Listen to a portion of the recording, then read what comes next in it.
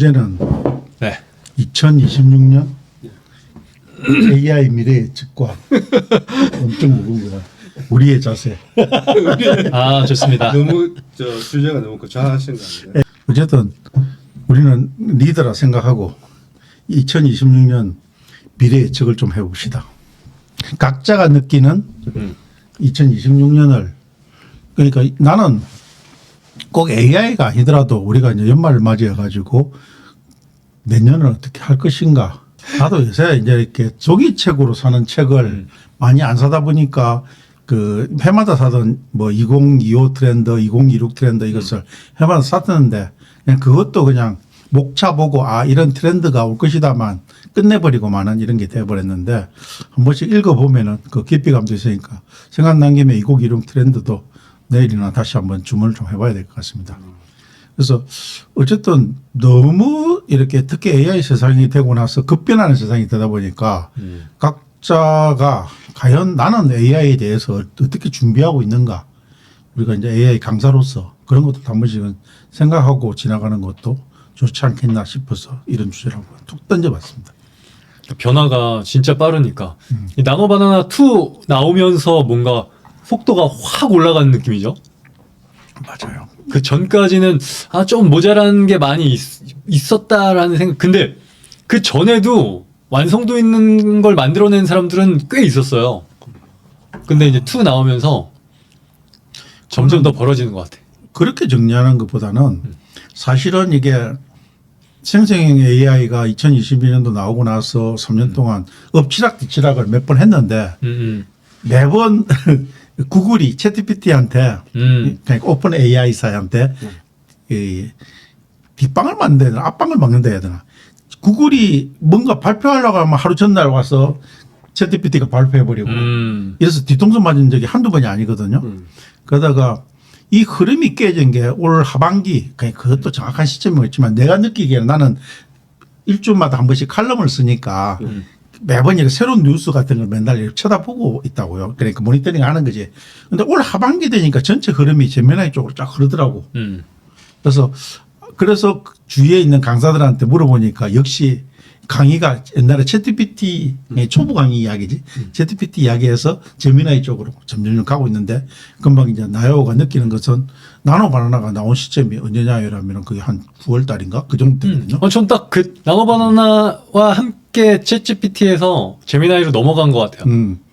그런데 그 존조는 이미 그 전부터 있었어요. 그래서 그런 부분에 있었고 그래서 일단 매니어들은 구글 제미나이에 머무는 게 아니고 그때도 이미 위스크, 플로우 이런 것들 AI 스튜디오는 다 있었거든요. 이게 구글이 뭐지? 얘들은 하나 제미나이 하나로서 끝내는 게 아니고 그냥 각기전투로 다가오는 것 같다 이런 느낌을 받는데 그것이 이제 따로따로 놀다가 점점 이제 통합해가는 최근에 뭐 노트북 LM도 제미나이 안으로 들어오고 그다음에 오팔도 제미나이에 들어오고 하면은 내년에는 다는 아니겠지만 상당 부분이 제미나이 안으로 통합된 버전으로 들어오고 그렇게 되지 않을까. 그래서 제미나이가 어떤 방향으로 흘러갈지 참 애매한데 내가 사실은 1월 1일 날짜 칼럼을 미리 써놓은 게 있는데 그거는 구글 동시 통역이거든요. 구글 번역 기능이 초기에 생성 인공지능이 나오고 나서는 우리나라 번역기 제일 뛰어난 게 뭡니까? 네이버가 만든 거. 파파고. 그렇지. 팝하고 그다음에 구글 번역이 있었고 물론 저 마이크로소프트 번역도 있어요. 그런데 사람들은 거의 안 쓰니까 팝하고나 구글 번역이나 그다음에 이제 전문가들에서는 디벨 독일에서 만든 거 이걸 썼는데 사실은 디벨 번역이 압도적으로 뛰어났었거든. 그런데 우리 일반인들은 디벨을 맞은 거는 생성형 인공지능이 생기고 나서 이제 만드는데 구글 번역기를 오랫동안 써왔지 않습니까? 진짜 초창기 번역은 못 볼 정도였어요. 엉망이었거든. 그래서 점점 생성 인공지능 발달을 하고 나서 발달했는데, 이제는 뭐, 나도 이렇게 매일은 아니지만 일정한 텀을 가지고 밥하고든 이런 것들 비교해보는 이런 습관이 있는데, 이제 압도적으로 구글 번역이. 이번에 구글 번역을 영상으로 보신 거 외에 직접 해보셨어요? 테스트를? 나는 아직 그러니까 이어폰으로 들어오는 것까지는 지금 내한테는 내가 VPN 써가지고 했는데도 안 되더라고. 그래서 내가 아주 고민을 했으면 그 어떤 방법을 찾았을 건데 어쨌든 현재 버전은 내 앱이라든지 이런 데서는 안 된다. 앱이든 웹이든 안 된다는 것이 밝혀졌고 VPN을 써서도 안 되는 거예요. 그러니까 요게 이제 되면은 내가 안드로이드 폰이 최신 폰이 아니잖아요. 그래서 최신 폰에서 되는지 지금 지금 번역기 한번 열어보세요. 구글 번역을 열면은 네. 왼쪽 밑에 헤드폰 그게 뜨면은 마이크가 아니고 헤드폰이 뜨면은 그게 되는 거예요. 헤드폰 마크요? 헤드폰 마크가 뜨면은 구글 번역에서? 네. 이렇게 뜨는 화면. 요 화면이 홈 화면이거든 번역기. 여기에 요렇게 나오는 게 아니고 여기에 그게 나온다고. 그 스피커가 나오면은 내가 삼성 그 버즈 네. 그걸 끼면은 저쪽에서 말하는 게 나한테 번역이 돼가 바로 다이렉트로 오고 상대편은 이쪽에서 스피커로 나오고 그런 식으로. 곤니치와. 그래서 어쨌든 이게 유튜브의 영상에 이제 나오는 것처럼 거기서 뭐 VPN 쓴다는 말이 없어서 나는 될 줄 알았는데 나는 내 폰이 안 되는 줄 알았지만 지금 최신 폰이잖아. 그래서 아직 안 되면은 뭔가 설정을 잘못했거나 이런 뭐가 나오는데 좀 추가적으로 찾아보는데 이래 되면은 진짜 아주 전문 동시 통역가 아니고는 다 이제 끝난 세상이라 봐야지. 일상적인 용어에서. 그래서 그런 부분에서 진짜 정말 대단한 것 같고, 그래서 몰라 내 의견보다는 나요가 생각할 때 내년에 AI는 어떤 식으로 좀 나요가 생각할 때 AI는 어떤 식으로 변화될 것 같아요? 지금 말씀해 주신 게 그 번역 얘기를 했지만 어떻게 보면 뭐 구글 글래스, 메타 글래스 나왔잖아요. 그러니까 이제 구글도 제미나이를 탑재 가능한 구글 글래스가 나오겠죠. 그러니까 전 내년에 기대되는 게 그 글래스가 굉장히 기대되는 거예요. 지금 번역하는 것도 우리가 얘기하는데 실시간으로 이걸 감지하고 AI가 들으면서 예측해갖고 그걸 번역 기능까지 빠르게 해내고 있는데 이걸 안경을 쓰고 나서 거기에 뭐 음성 센서라든가 이런 게 여기에 다 도입이 되면 지금도 만약에 저희가 앱을 펼쳐갖고 이거 누르고 있는 이런 과정이 뭐 번역 한 번만 띡 누르고 아니면 여기 누르고 번역 이렇게만 하면 그 기능이 여기 활성화되면 얼마나 빠르겠어요 이게. 번역 전에 일자는 일부 전문가들이 말하는 게 휴대폰 다음 모델은 글래스라는 이런 말 하거든요. 강 대표도 글래스일 수밖에 없는 거 동의해요? 앞으로 피지컬 AI로 가려면 로봇은 원래 학습을 해야 하고 티칭을 해야 되는데 그거를 이제 구글 글라스가 나오면 스마트 글래스. 네, 스마트 글라스가 나오면 그걸 다 학습을 시킬 수 있기 때문에 여러 가지 이제 스마트 디바이스가 있는데 그렇죠. 웨어러블 디바이스가 있는데 글래스가 일단은 사람들한테 제일 거부감이 없다. 그렇죠. 그러니까 800년이 됐다는데 나는 그것도 좀 처음 알았는데 어쨌든 안경이 우리나라하고 한 게 800년이래. 그런데 그렇기 때문에 가장 친숙한 그 주장스러운 디바이스 중에 하나가 안경이지. 그래서 차세대 스마트폰은 우리가 이 스마트폰을 하도 좀 걸리적거리는 대상이잖아요. 그래서 이 웨어러블 쪽에서는 손목 밴드도 있고 여러 가지 반지도 링도 있고 지금 이미 나와 있는 것도 있지만은 글래스 쪽이다 이런 식으로 이야기하는데 두 분 의견은 이미 사실은 메타글래스 그 영상 봤어요? 네. 메타글래스 봤어요? 그거는 사실은 작동되는 게 마우스가 어떤 형태에 작동되는 거 알죠? 아니요 그건 모르겠네요. 글래스만 봤구나. 네. 밴드가 있거든요. 네. 그냥 이런 이 디지털 시계에 나오는 이 밴드를 차면 이게 3D 마우스예요.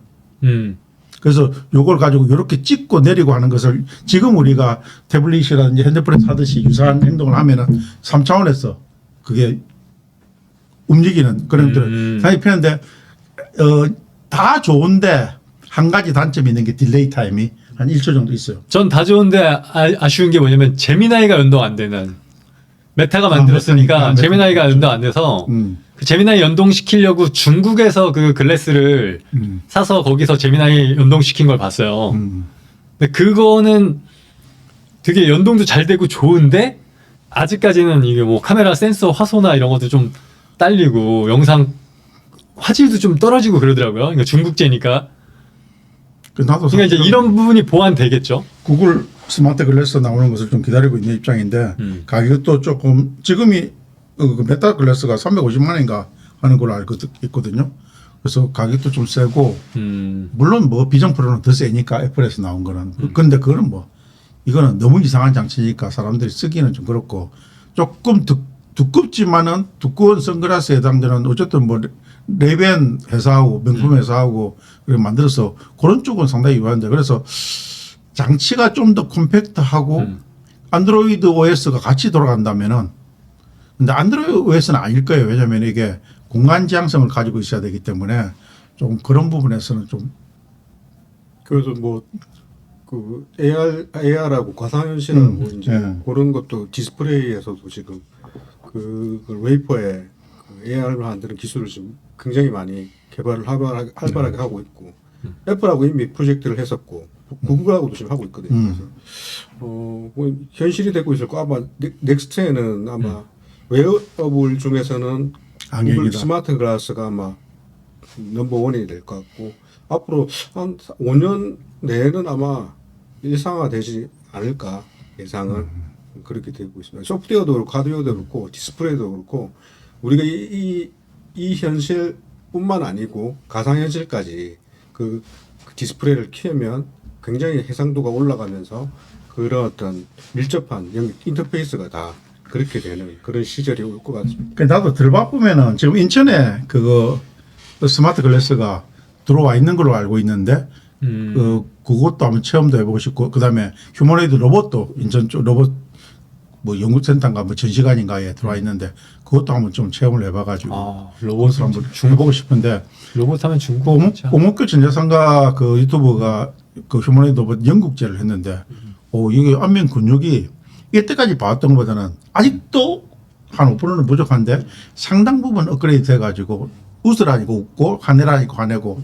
인간의 오감 표현을 오감이 아니고 어떤 뭐라지 우리 보이는 시각적인 그런 부분에서 보일 수 있는 것을 제대로 다 표현을 하고 있어가지고 이제 AGI 세상이 진짜 머지는 않았구나 하는데 나는 이 부분을 우리가 제일 완벽한 것은 사실 목이 뒤에 심든 여기에 심든 칩으로 해가지고 내 눈에서 그냥 우리 뭐 그냥 그 뭐지 홀로그램 형태로 디스플레이가 나타나면서 어떤 디바이스가 없다 하더라도 나타나면서 그것을 우리 스마트 글라스에 드는 영상들을 볼 수 있다면 그게 이제 진짜 차세되겠죠. 거추장스러운 물건이 없으니까. 근데 아직 칩으로 바이오 칩으로 심는 것은 조금 이런 것 같고 어쨌든 나도 제일 거부감이 없는 게 스마트 글라스가 아닌가 싶은데 전문가들 의견도 그쪽으로 가는 것 같더라고요. 그래서 그게 손목 밴드하고 같이 이게 이제 이런 형태의 밴드도 나는 같이 나와도 괜찮을 것 같아요. 근데 지금 메타 글래스는 이런 디스플레이가 있는 형태가 아니고 그냥 밴드 자체가 같이 있어요. 이게 손목 이 부분을 컨트롤하기 위해서 있는 것 같아요. 그래서 이 앞점들이 이렇게 있더라고요. 이 센서들이죠. 그런 식으로 되고. 그래서 기구적으로는 스마트 글래스가 내년에는 나는 사실은 내가 머신 비전을 하고 있기 때문에 그 홍콩에서 만들어진 오픈소스 스마트 글래스를 보고 있었는데 그게 750불인가 아마 되는데 예약 판매하고 있는데 지금 내가 그걸 살라다가 또 좋은 하도 막 발빠르게 했는데 꼭 내가 굳이 예약 판매까지 해가지고 너무 빠르게 변하는데 내가 굳이 그것을 예약 판매까지 해가지고 몇 개월 기다렸다 하면은 더 좋은 제품이 나올 수도 있지 않겠느냐. 맞아요. 나는 궁극적으로 머신 비전에서 뭐냐면은 자동화 검사 막 1초에 10개씩 통과하는 이런 검사도 내 분야이긴 하지만 나는 오히려 거꾸로 가가지고 아직도 많이 남아있는 유관 검사 파트가 있거든요. 그러니까 사람 눈으로 검사하는 파트가 대부분 아직도 많이 남아있는데 그것을 휴머노이드 로봇 혹은 스마트 글래스로 해결할 수 있지 않느냐. 그래서 휴머노이드 로봇은 비싸니까 스마트 글래스에서 내가 그런 프로그램을 만들어가지고 검사 파트라면 안경 하나 끼고 그냥 검사하면은 카메라 놓고 검사하던 거하고 똑같은데 이제 그거는 이제 공간적인 부분에서 내가 그 얼라이먼트도 맞춰주고 이런 문제가 좀 남아있어가지고 아직은 안 사고 있는데 내년에는 그것도 베타 테스트 해가지고 내 제품으로 나올 수 있는 시기가 되지 않겠느냐 싶고 지금 우리는 또 내 분야만 이야기하는 거예요. AI의 미래에 대해서 이야기하는데 소프트웨어적으로도 나는 사실은 지금도 소라도 건드려보고 비오3도 건드려봤는데 이거는 뭐 5%가 아니고 그 95% 정도 완성도가 아니고 사실은 그걸 가지고 이렇게 편집을 해가지고 어떤 하나 만들려면은 진짜 많은 시간을 공을 들여야지 프롬프트 공을 들여야지 어느 정도 작품이 나오는 그런 시점이라서 내년에는 특히 동영상 부분에서 엄청나게 발전하지 않을까 싶어요. 지금 그래서 이제는 딸깍만 하면은 적어도 10초짜리든 15초짜리는 프롬프트 넣으면 우리가 글 작성하듯이 그 완성도가 높은 그런 영상들이 나오는 특히 소라에서 지금 만드는 한글 구현도 비어서리도 100%는 안 되지. 그래서 그런 것들도 좀 더 완벽하게 되지 않을까 싶기도 하고. 내년은 아마 봐서는 에이전트 시대가 될 거. 이제 그게 A라는 에이전트 전문가, 영상이라는 뭐 다피dim 같은 촬영의 컨텐츠를 하는 에이전트, 그다음에 홍인같이 프롬프트 황금 키를 가지고 에이전트, 뭐 이런 ABC 그런 에이전트를 활용해서 그 에이전트끼리 연합을 해서 그게 결국은 에이전트끼리 연합을 하게 되면 결국은 이제 AGI 되는 거거든요. 그래서 그게 더 한 단계 더 올라가요. 생성형 지금 AI는 어떻게 보면 걸음마 단계 수준의 AI라고 보시면 되고, 우리가 진짜 궁극적으로 하려고 하는 거는 에이전트를 활용한 뭐 실적용을 하는 거거든요. 그래서 에이전트 시대가 될 거라고 생각되고 내년엔 더 활발하게 전개될 거다. 지금 보면 구글이나 뭐 클로우드나 오픈 AI 이쪽에서 지금 주로 하려고 하는 게 다 에이전트 AI거든요. 그래서 지금 굉장히 그 적극적으로 지금 개발이 되고 있고, 또 우리 지금 젊은 친구들 에이전트 AI를 쓰고 있는 그 친구들 상당히 많아요. 그래요? 예. 그래서 그런 것들을 저희들도 공부도 해야 되고 그걸 사전에 학습도 하고 그런 근데 부분들을 강 대표님, 나 개인적으로 이런 이야기를 에이전트 이야기를 좀 할 수 있는 사람들을 좀 찾고 싶었는데 네. 그동안 주변에 에이전트를 그렇게 이야기할 만한 사람이 아무도 없었어요. 근데 나는 사실 작년 10월 달부터 칼럼 쓰고 이렇게 하면서 에이전트 관련되는 강의도 하고 네. 이렇게 해봤는데 네. 이게 너무 현실과 좀 떨어져 있어가지고 그런데 지금 강 대표님이 생각하는 에이전트 잘 쓰고 있는 사람들은 실제 어떻게 적용해가 쓰고 있는지 좀 사례를 들어요. 쓰고 있다는 게 아니고 음. 그걸 내년에는 활발하게 쓸 수 있던 환경을 지금 그 구글이라든지 오픈AI에서 지금 적극적으로 개발을 하고 있기 때문에 그 툴을 지금 생성형 AI를 우리가 일반 사람들이 쓰듯이 그런 게 내년에는 좀 그게 더 활발하게 진행될 것 같다. 그게 전망이고, 그러니까 지금은 그 에이전트를 막 열심히 막 써서 이렇게 응용해서 쓰는 실생활에 쓰는 어떤 그런 사람들은 적어요. 아직 뭐냐면 그 개발이 아직 제대로 된 게 아니기 때문에. 그래서 내는 약간 작년 10월 달부터 이제 지금이 이제 2025년 말이니까 2024년 10월 달부터 에이전트에 관심을 가지고 공부했는데 제일 먼저 내 눈에 띄었던 게 사실은 클로드 데스크탑에서 지원하는 MCP였어요. 그러니까 그 MCP를 가지고 이제 나는 시도를 여러 번 했는데 나 자신은 해가지고 뉴스 스크래핑도 해가지고 그것을 뭐 만들어보고 자동화를 몇 번 해봤는데 일반인들은 이게 습관화되기까지 실제 적용하는 데까지는 그런 부분에서 잘 못, 벽이 많더라고. 그 NCP 사실 코드 몇 자 붙여넣는 것도 되게 어렵더라고. 그러다가 그 뒤로 나는 뭐 엠파랜도 그렇고 제피어 메이커 뭐 이런 것들을 가지고 계속 하면서 그런 것을 연결시켜 보려는데 내 자신도 내가 스스로가 그렇게 자동화 시켜가지고 할 업무들이 많지를 않아 가지고 그래서 적용하는 것도 어렵고 공부를 계속 하는 것도 거기서 한계를 넣고 그러던 차에 계속 발전하는 건 봤는데 나는 처음에 클로드가 그런 쪽에 좀 앞질러 가가지고 클로드의 아티팩트가 그런 쪽으로 갈 줄 알았는데 그냥 그거는 그 자체 코딩을 해가지고 외부로 보여주는 그런 형태에 머물러 버렸어요. 그래서 지금 이제 일반인 관점에서 전문가 관점은 전부 다 엠팔이나 아직도 메이커 써가지고 MCP하고 엮어서 저는 에이전트를 만들고 있는 그런 입장이니까 일반인 관점에서 제일 접근했다면 구글이 보석을 잘한 것 같아요. 오파를 가지고 쉽게 그냥 자연어로 하면은 그냥 단순히 코딩이 아니었고 그게 바로 이제 에이전트를 해주는 거였거든요. 근데 그것을 더더군다나 빨리 가져와서 제미나이 제임스 안으로 가져와서 이제 바로 앱으로 구현해주고 그것을 분석해보면은 전체적으로 엠파렐이나 그다음에 메이크에서처럼 일련의 과정들을 쭉 겪어가지고 결과를 보여주는 이런 거예요. 그래서 이게 쉽게 톡톡 그냥 자연으로 하면은 이거는 코딩이라고 뭐 말할 것도 없지. 그냥 코딩 보이지도 않으니까 그렇게 해가지고 자연스럽게 업무를 자동화시키는 이런 부분에까지 이제 왔으니까 나는 볼 때 내가 다는 알지 못하지만은 그리고 전문가급의 클래스에서 쓰는 에이전트를 모지만은 일반인들이 쓰는 그런 쪽에서는 전민아이가 결국에는 거의 또 천하통일을 그래서 해지 않겠느냐. 뭐 구글도 그렇고 브라우저 자체를 만들어 새로 만들고 있거든요. 네. 그걸 만들어서 그 에이전트를 만들고 예를 들면 뭐 쇼핑을 하기 위해서 내가 이렇게 쿠팡이나 그 네이버 가서 이렇게 쇼핑에 가서 이렇게 고르는 그런 게 아니라 에이전트가 내 어떤 그 취향이나 이런 것들을 다 알고 있고 그래서 내가 만약에 설 연휴 때 부산에 어디엔가 가서 뭐 이렇게 2박 3일 정도 부산 여행 어느 위치에 가서 호텔은 어느 정도 급에 뭐 이런 음식을 잘 하고 어떤 위치에 있고 이런 것들을 하면 에이전트가 그 브라우저를 띄우고 그 브라우저 안에서 이 호텔까지 셀렉트 해주는 결제까지 해주는 그게 에이전트거든요. 그 예를 들면 그런 에이전트가 업무 안에서도 뭐 같이 연동돼서 할 수 있는 거예요. 지메일에 오는 그런 메일들이 수백 개, 수천 개가 온다고 하면 그 안에서 내가 그 키워드를 미리 프롬프트를 짜놓으면은 에이전트한테 시켜놓으면 이런 주간 업무 보고를 만약에 주간 한다 그러면 그 A라는 팀의 어떤 업무 보고는 이런 게 되고 B라는 팀은 이런 업무 보고인데 그 A 보고를 셀렉트하고 그걸 취합하고 그거를 PPT로 만들어서 그걸 취합까지 해줘서 나한테 보고를 해줄 수 있는 그런 에이전트가 실상화 될 수 있다는 거죠. 그게 지금은 보면 시험적으로 파이로스로 이렇게 막 진행하는 것들이 실제 우리가 이용할 수 있는 그 업무적으로 할 수 있다는. 나는 사실은 그걸 이제 거의 1년 전부터 그런 것들 관련된 자료도 보고 이랬는데 문제는 우리가 영상 만들 때 소라든 비오스리 하든처럼 내가 100% 만족스러운 어떤 결과가 안 나오잖아요. 지금도. 근데 사실은 그렇게 에이전트 해가지고 나는 아직도 테스트 해봤는데 한 번도 만족스러운 결과를 잊어버린 적이 별로 없어요. 그냥 단편지게 하나는 됐어.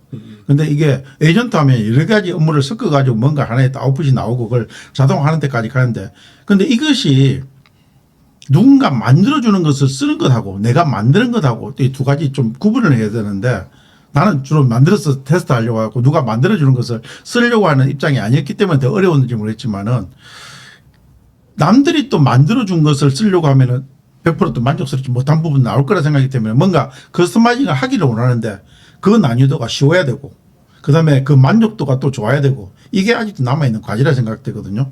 그래서 아까 지금 말씀하시는 이메일 자동화 근데 미국 같은 경우에는 이 구글 워크스페이스 안에서 지메일하고 거기에서 구글 미트하고 여러 개가 잘 쓰는 업체들 우리나라 IT 업계들이나 이런 쪽은 너무너무 유용하게 잘 쓸 것 같아요. 구글은 클라우드 기반의 AI를 지향하고 있으니까.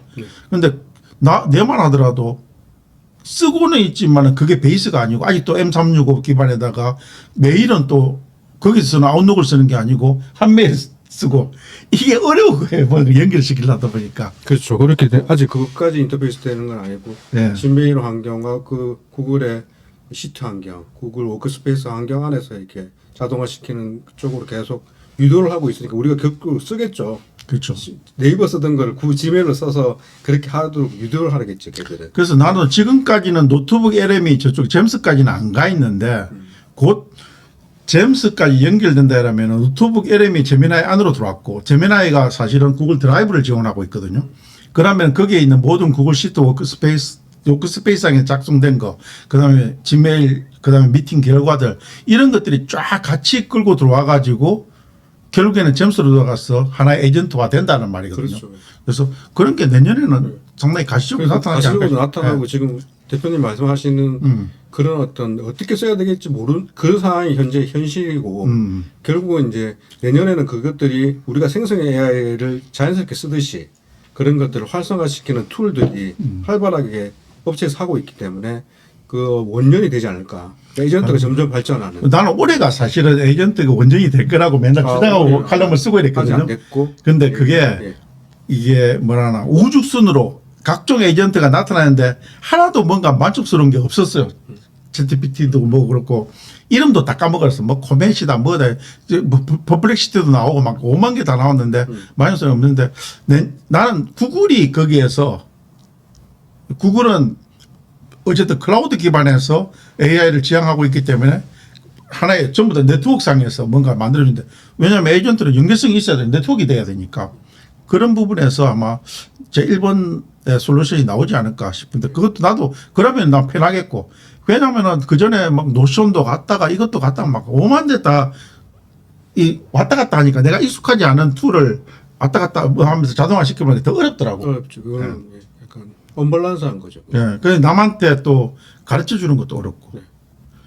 그리고 일단은 사람들한테 가장 인기 있는 것은 어쨌든 내년에 나는 동영상이 넘버원이 될 것 같아요. 쉽게 동영상을 만들고 아무리 글 잘 쓰고 뭐 보고지 달성 이거는 일상이기 때문에 사람이 재미를 따라준다면 동영상 만드는 것처럼 재미가 있는 게 없거든요. 그래서 동영상을 쉽게 만들려는 게 상당히 하이엔드급에 나오고 지금은 너무 고비용이죠, 사실은. 그게 이제 가격이 좀 낮아져 가지고 지금 소라도 아마 저렇게 하루에 30개씩 무료로 영상을 만들게 해주는 것도 언제까지 그렇게 해주지는 않을 거라는 생각이 들어요. 언젠가는 문을 닫을 건데 그동안 열심히 연습을 좀 해보고 그다음에 구글은 대표님은 구글 영상 뭘 만들어요?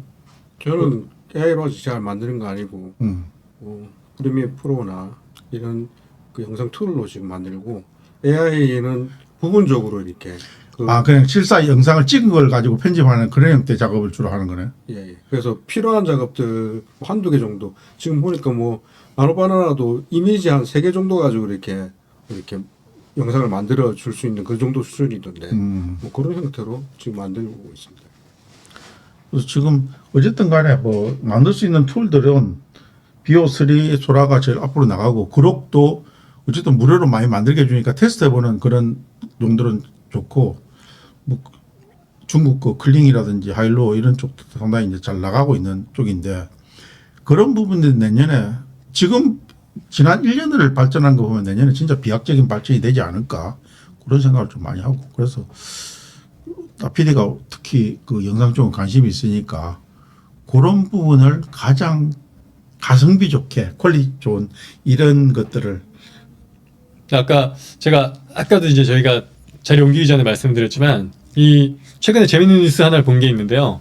이 브레인 랏이라고 뇌썩음이라는 말 들어보셨죠? 그러니까 뇌가 썩을 정도의 쓸데없는 가치가 없는 영상인 거예요.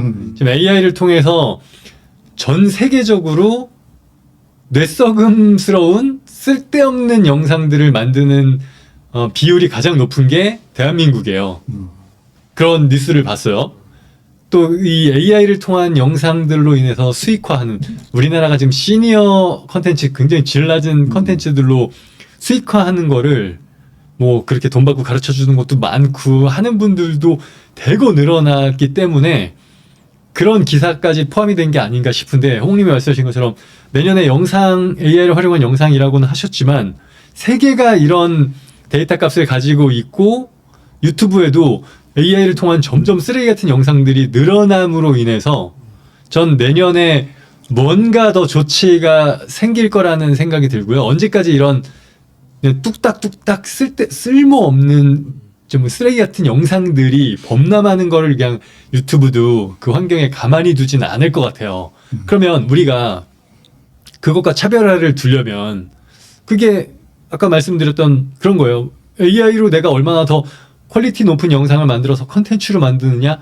이건 이미 하고 있는 사람들이 너무 많고 요즘에 그거 있잖아요.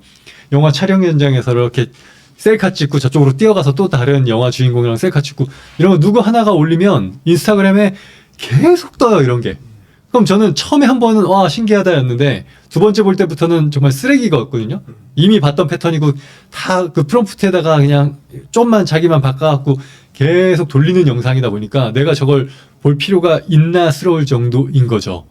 결국 AI를 통한 영상 컨텐츠를 만든다고 했는데 이게 어떤 전략으로 어떤 사람들한테 어느 정도의 가치 있는 영상을 만들어내지 못한다면 결국엔 다 그냥 쓰레기통에 처박히는 그런 영상으로밖에는 안 될 거라는 생각이 들어요.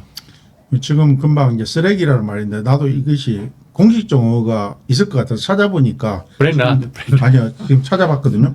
내가 이 슬롭이라 그래요. SLOP라고. 그러니까 할루시네이션은 거짓말이고 진짜 대량으로 쏟아지는데 진짜 씨알데기 없는 금방 PD가 이야기했던 그것을 정식 용어로 슬롭이라고 하더라고요. 약자예요? 네, 아니 그냥 정식 용어예요. 이거 원래 쓰레기란 말인데 AI 선생은 쓰레기. 그러니까 SLOP의 뭐 그게 약자는 아니고 그냥 슬롭이라는 용어가 있어요. 네. 예, 그래서 영어 단어인데 이 슬롭이라는 단어로 정식 명칭으로 AI 쓰레기라고 딱 표현하면 딱 맞는데 그냥 금방 말해 나도 그런 걱정이 많이 돼요. 이게 기존에 이제 우리가 인터넷에 있는 블로그 글조차도 가짜 글이 많잖아요.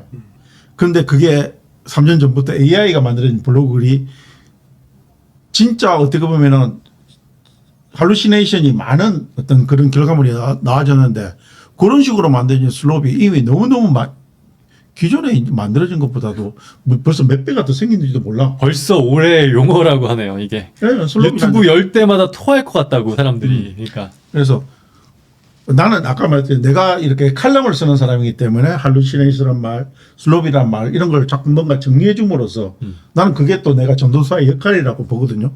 그래서 나도 그게 사실 걱정이 되는데 나는 세상을 좀 그래도 긍정적으로 보는 편이야. 이 쓰레기가 만들어지는 과정이 없으면은 퀄리티가 있는 제품도 안 만들어진다. 그래서 지금은 가독이다. 그래서 이게 어느 순간 되면은 걸러지는 시기가 있을 거다. 자동으로 그런 부분조차도 필터링이 되는 시기가 올 거다.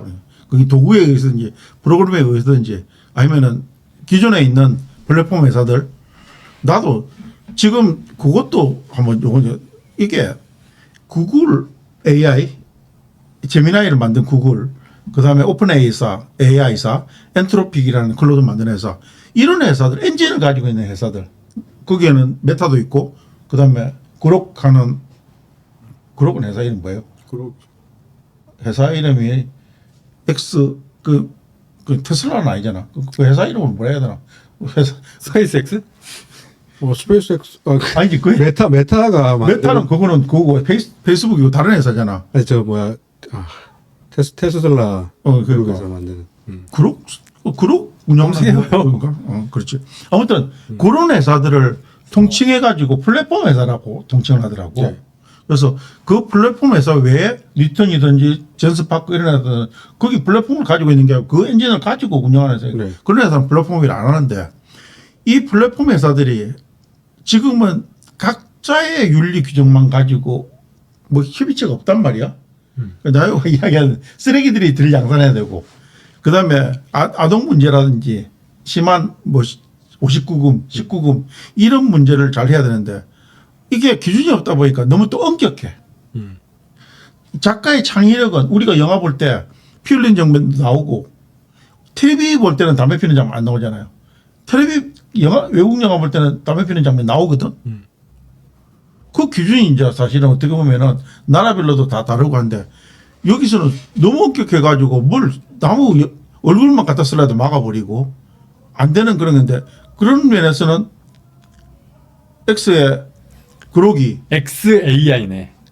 AI 스타트업 XAI가 개발한 그록. XI 트위터 그거니까 XAI 그러니까 XAI가 만든 그록이 그나마 윤리성에서는 조금 더 완화됐는데 그것도 지금 점점 엄격해지고 있더라고. 자꾸 막히는데 그래서 창의적인 측면에서는 나는 그런 게 없었으면 좋겠다 싶은데 내가 제일 싫어하는 게 사실은 여름에 해수욕장에 저 바닷가에다가 이렇게 그 라인을 쳐놓고 그 이상 못 넘어가게 한다든지 심지어는 계곡에 가도 그런 걸 쳐놓고 하는 거예요. 내가 제일 그게 불만이거든요. 아니 그걸 왜 나라에서 가려? 우리는 너무 이렇게 규율에 익숙해져 있는 한국민이기도 한데 외국에 어디 그런 데가 있어. 그냥 망망대해 그냥 수영하라고 빠져 죽든 말든 본인 책임인 거지. 지금 문득 든 생각인데 네. 지금 유튜브 영상도 제 알고리즘을 정화하기 위해서 그 우측 버튼 위에 이렇게 누른 다음에 관심 없음 누르잖아요. 그럼 제가 이제 받는 예를 들어서 정치 영상 하나를 우연히 봤어. 그랬는데 이걸로 인해서 정치 영상들이 막 덮이는 걸 막기 위해서 저는 관심 없음을 뜰 때마다 이렇게 눌러줌으로 인해서 여기를 나름 정리를 하거든요. 근데 지금 아까 슬롭이라고 해갖고 음식물 찌꺼기라는 뜻이래요. 근데 AI 슬롭 그러면 이제 AI로 인해서 만들어진 음식물 쓰레기 정도의 그런 가치인데 여기에 똑같은 쓰레기통 개념을 넣는 거죠. 이제 우측 버튼보다 뭐 더 쉽게 있을 수도 있는데 그냥 영상을 봤는데 토 나와. 그럼 바로 쓰레기 버튼을 누르면 그 쓰레기통에 이런 류의 영상들이 모일 거잖아요. 저만 누른 게 아니라 이제 모든 사람들이 눌러서 그 쓰레기통 안에 들어오는 영상들에 대한 학습이 또 될 거란 말이죠. 그러면 이 이후는 어떤 일이 일어나냐면 그런 쓰레기 같은 영상을 올림과 동시에 그냥 바로 쓰레기통 처리가 돼서 다른 사람 눈에 띄지 않을, 그러니까 결국 영상을 만들어서 올리는 사람은 노출을 원하고 수익을 원하고 이런 목적을 가지고 올리는 건데 내가 올리는 영상이 올림과 동시에 그냥 쓰레기통에 처박힌다면 더 이상 그걸 만들 이유가 없어지는 거죠. 뭐 이런 식의 네. 상당히 반대급부적인 것도 많이 생각을 좀 해야 될 부분 아닐까? 아니 그러니까 학습에 의한 게 그러니까 만약에 내가 올린 영상이 저기 쓰레기통에 들어갈 영상이 아닌데라고 하지만 예전에 저런 것도 있었잖아요. 그 주호민이 대머리 주호민이 자기가 나온 영상을 유튜브 AI가 알고리즘이 아동이라고 판단해갖고 그때 한번 찍힌 적 있거든요. 아동 영상으로. 그런 것처럼 그거는 뭐 해프닝이었던 건데 얼마든지 지금도 이제 AI 쓰레기들이 범람하면 이후에 내가 올리는 영상도 저런 오해를 받지 않도록 내 스스로 쓰레기처럼 만들지 않아야겠다. 이런 게 생기겠죠. 나는 우리 그러니까 와이프가 유튜브 프리미엄 보는 걸 그 14,400원 내는 걸 되게 또 민감해 해가지고 한 2개월 전부터 브레이브를 통해 가지고 보는데 내가 휴대폰에서 보거나 PC에 볼 때는 100% 브레이브를 보니까 유튜브 광고를 안 봐도 돼요. 근데 TV에서 스마트 TV를 보니까 이 OS 자체가 맞아. TV로 볼 때는 OS 그게 안 돼. 자체가 거기가 지원을 안 하니까 안 돼가지고 미러링을 보려니까 불편해가지고 그냥 본의 아니게 광고를 좀 봐줘. 근데 이게 그거 보면서도 그렇지만 티빙을 보기도 하고 일반 방송을 하면서 내가 이때까지 사실은 광고를 안 보고 몇 년을 살았거든요. 근데 요 최근에 광고를 보다 보니까 그걸 느꼈어요. AI 광고가 진짜 많다는 거예요. 네.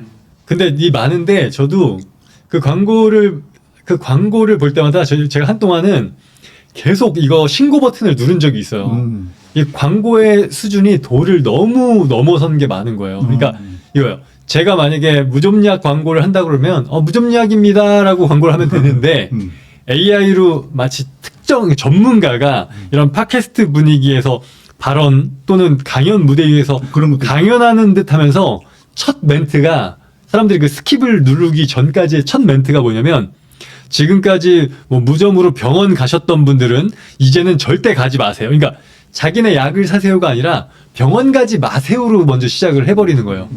그러니까 이게 너무 도를 넘어선 것이다. 자기네 거의 제품을 팔게 하기 위해서 저렇게 그 더 전문가 집단을 그쪽도 일반 우리 레거시 미디어에 있는 광고처럼 엄격한 규율이 좀 필요하겠네 그러면. 그래서 전 그거를 그러니까 약은 절대 이 약을 네. 먹으면 잘 낫는다 이러면 안 되거든. 계속 신고를 누르는데도 떠요. 그게 신고가 전혀 안 먹히는 것 같아. 그러니까 그게 참 이게 어려운 부분이에요, 그죠? 이것을 필터링을 해야 되는데 또 창의적인 관점에서 보면은 그게 또 오히려 방해일 수도 있고 그래서 참 진짜 요즘 법 만드는 사람이 진짜 복잡한 그런 가운데서 법을 만들어서 항상 법은 후행성일 수밖에 없는데 참 따라가기가 벅차겠다. 만들어 놓고 나면 옛날 법이 돼버리고 이렇겠다 이런 생각이 좀 그렇죠. 들기도 들던데. 그러니 그렇게 법이 따라오기 전에 먼저 선수 치는 사람들이 어쩌면 결국 돈을 버는 걸 수도 있는 거고. 강 대표님은 원래 얼리 어댑터 성격도 좀 가지고 있어요? 저는 아닙니다. 아니요. 나는 그 스마트 카메라는 내 업무 특성상 빨리 그러니까 스마트 글래스 잘못했는데 빨리 살 것 같은 느낌. 내년에는 스마트 글래스로 어떤 형태인데 첫 번째가 오픈 소스로도 하나 사야 되겠다는 생각도 있지만은 구글게 될 것 같은데 가격을 떠나서 나피디도 내년에쯤에 스마트 글래스를 살 것 같아? 저는 초반에 사고 싶은 마음이 전혀 없어요. 어차피 초반에 누군가 산 사람들에 의해서 그거에 대한 리뷰는 뭐 넘쳐날 건데 제가 굳이 뭐 초반에는 비쌀 수밖에 없는 그 정도 비용을 내가 감내하고 저거를 그게 어느 정도 되면 내가 베타 테스터가 될 이유가 있을까? 그러니까 이런 생각이 드는 거죠. 스마트 글래스의 가격이 어느 정도 되면은 한번 생각해 볼 만다. 자, 그러니까 지금 저 같은 경우는 뭐 이렇게 폴더폰이 200만 원이라는 것을 굳이 나한테는 뭐 내가 갖고 있는 그냥 일반 폰도 뭐 100만 원이 넘는 금액인 건데 폰도 200만 원이잖아. 200만 원까지는 아니죠. 아니 싸게 사서 그렇지. 한 150만 원 뭐 이러는데 내가 이걸로 충분히 다 할 수 있는 거를 굳이 조금 더 큰 화면을 남들보다 좀 뭔가 더 우월하게 뭔가 하고 싶다고 이거를 200만 원이 넘는 돈? 뭐 저는 이거 사람마다 그 기준은 다를 수 있겠지만 전 그렇게 되는 거예요. 그래서 스마트 글래스 역시도 그걸로 인해서 내가 얼마나 편해질까. 그러니까 예를 들어서 홍님처럼 운전을 좀 많이 하신다거나 그런 분들이라면은 더 편리할 수도 있을 것 같아요. 그러니까 내가 이걸 삼으로 인해서 내 생활에 많은 시간을 좀 도움받고 그런 사람들이라면은 괜찮은데 저한테는 그렇게까지는 필요 없을 것 같아요. 초반에는.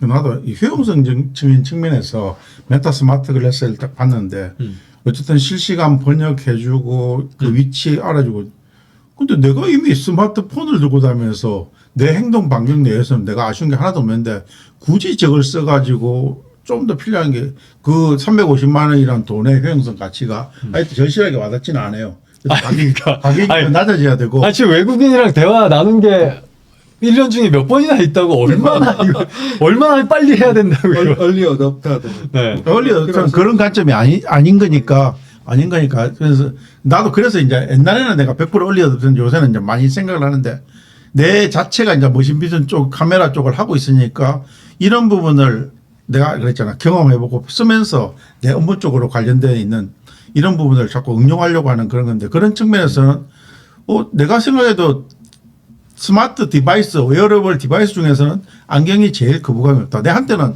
저는 우산을 안 들고 다니고 좀 더 사람들한테 거부감이 없이 비를 피할 수 있는 이런 도구가 없을까. 그래서 뭐 모자 형태, 등에 꼽는 거 형태 이래봤는데 그런 것들 다 웃기는 현상이 들더라. 근데 이게 사람이 익숙하지 맞아. 않으면 전부 그렇게 되는 거구나. 사람이 등에 짊어지는 우산을 100년 동안 들고 다녔으면 그게 표준이 됐겠지. 그래서 사람한테 이상하게 안 보이려고 하는 것들도 뭐 그런 거지 않겠느냐 하는 생각을 좀 해보면서 그나마 맞아. 안경이 제일 거부감이 없는 맞아.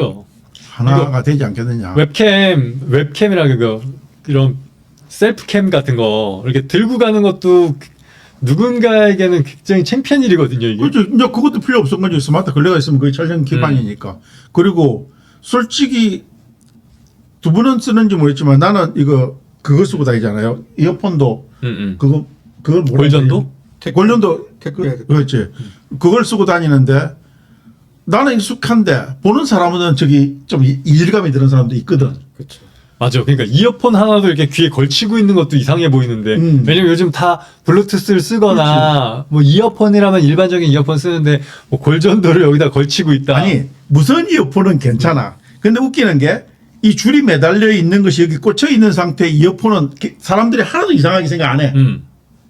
맞잖아요. 근데 목에 걸고 무선으로 하면서 상당히 이상하게 생각하는 사람들이 이상하게 좀 낯설어하고 그렇죠. 그런 게 그 보기 한마디로 나도 내가 쓰고 다니고 나는 편리해서 쓰는데 왜냐면은 그 쓰는 이유는 꽂아버리면은 빵빵 소리라든지 외부 소리가 안 들리는 때가 많으니까 그 소리도 들으면서 어쨌든 내가 원하는 소리도 듣기끔 하는 그런 부분 때문에 오랫동안 그것을 쓰고 다녔는데 그러니까 말씀하신 그 모양새 하나만으로도 이렇게 사람들이 낯설어 하는데 심지어 이번에 뭐 레이벤 안경이니까 메타 안경은 메타 글래스는 그럴싸해 보이거든요.